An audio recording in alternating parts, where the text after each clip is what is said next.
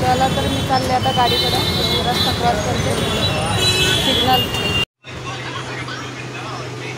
गोड पाण्याची मच्छी आहे बघा, हे गोड पाण्याचे हे समुद्रामधले नाही. अशी मच्छी बघा, ही आपल्याला फक्त फ्राय करायची आहे. अशी मच्छी फ्राय करायची. आणि हा पण गोड पाण्याचा आहे, जिवंत मच्छी असतात ते बघू शकता.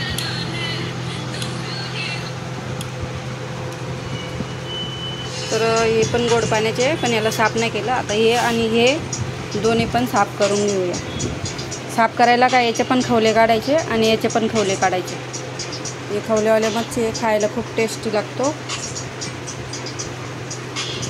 बघू शकता.